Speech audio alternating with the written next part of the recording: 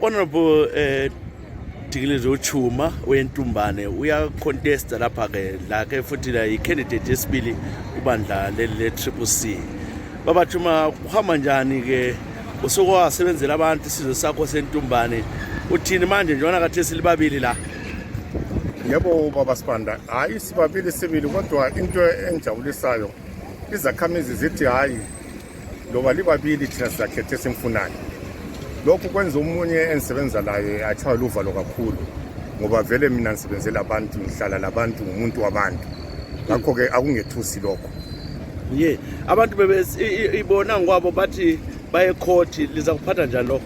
Nxa besithi bala lise court kube kuthiwa balagwalo lwankolo lokuthi balibophise ngalo kuzahamba njani? Lokho akungethusi baba Sibanda ngoba iphathi yethu yiyo ekhoze khona lokho. Iphathi yethu okokuqala i-constitution ayilayo, so izabe isebenzisa siphi isisekelo to put us on the block or to take us to court. Ngakho ke kumele bananzelele ukuthi we have to come up with a structure and come up with a constitution which will guide the operations of the party. Okwakhathesi bona they are responsible for this mercy. As a result, they have to let us go ahead and people choose the candidate they wish. Wena ke njengomuntu osebenzela isigaba amathuba kanjani ebantwini? Mina njengoDingilizwe Tshuma phakathi kwesigaba ngisebenze kuhle kakhulu lezakhamizi zaseNtumbane nemakhandeni. Ngakho ke khathesi ngizimisela ukusebenza kuhle kakhulu lesigaba seNtumbane-Njube. Ngikhuluma nje i-weekend yona le bengibusy phakathi komuzi waseNjube ngisiba nama kitchen meetings, busy and people are willing to work with me as I speak. Wangonqobileyo lokho kuthiwa i-citizen selection, wathi usizwa ukuthi ibizo lakho alikho kwavela kwakucunula lokuthi kukhethwe ngabantu? Kwangicunula kakhulu njalo into ekhona esobala ebantwini, umuntu ukhethwa ngabantu, umuntu kayimphozo on people.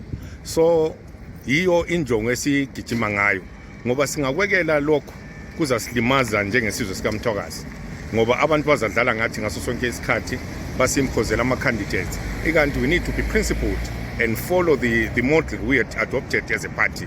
Ukuthi we'll have a consensus at the end of the process where citizens will have a say and choose a candidate of their own and someone who will work for them, who resides within the community, who knows their interests, who knows their rights, but someone who is not foreign. Basuke sithi wena kasongo kodwa unothusiwe ngabantu. Abantu bebawukhethileyo abantu babangikhethileyo. Ngakho ke nxa abantu bengikhethile iwill yabantu has to stand over the interest of a person or an individual.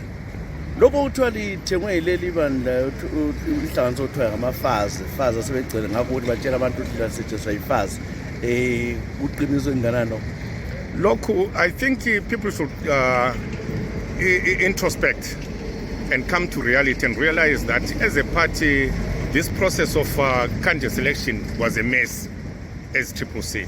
So we need to introspect and come up with a model which is fine-tuned. Lokhu ukuthi abantu basetshenziswa yifazi basetshenziswa izano akusilo qiniso. Abantu asila constitution as a party, asila ma-structures. Anyone can sign for any candidate as a councillor or as an MP. So lokhu akusilo qiniso.